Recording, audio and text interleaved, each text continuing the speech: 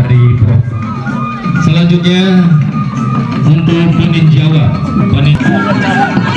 Di sini adalah dalam rangka launching kampung pengawasan secara regulasi, bahwa yang diberi tanggung jawab untuk melakukan proses pengawasan secara institusional adalah Bawaslu.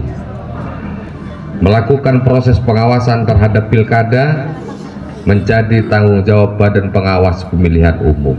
Namun ada beberapa faktor yang menyebabkan bahwa Badan Pengawas Pemilihan Umum tidak bisa berdiri sendiri dalam melakukan proses pengawasan.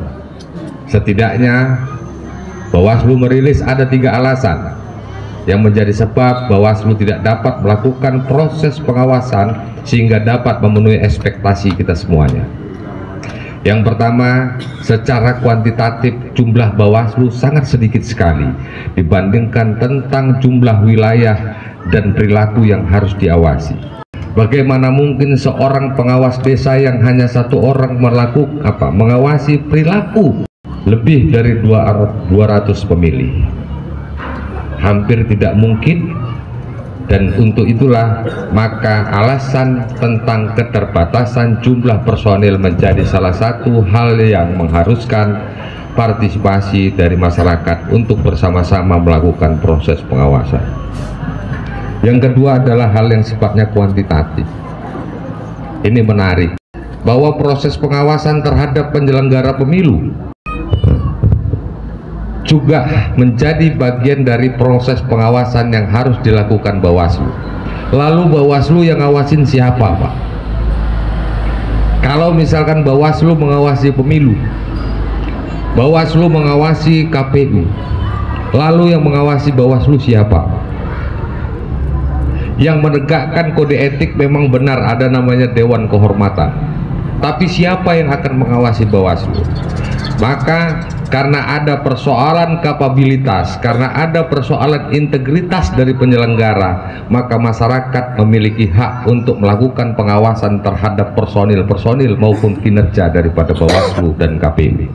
Bapak Ibu, dan ada alasan ketiga, adalah alasan tentang semakin kompleksnya tantangan dalam pelaksanaan pemilu dan pemilihan.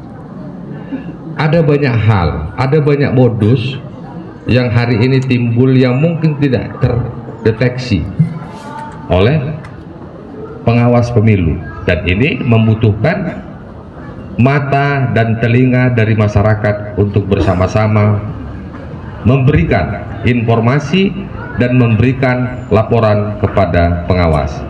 Ketiga hal ini sebenarnya Pak yang menjadi alasan kenapa Bapak Ibu diharapkan ikut dapat berpartisipasi dalam proses pengawasan. Hadirnya kampung pengawasan di Kabupaten Mandeling Natal bukan hanya sebuah penghormatan, bahwa penetapan dari Desa Larubaringin bukan penetapan yang tiba-tiba, tapi ada komunikasi-komunikasi yang dilakukan oleh Bawaslu Kabupaten untuk kepada para pemangku kebijakan di Desa Larubaringin, bahwa salah satu indikator yang digunakan adalah bahwa ini adalah desa yang inklusif. Jadi Pak Kades kenapa terpilih?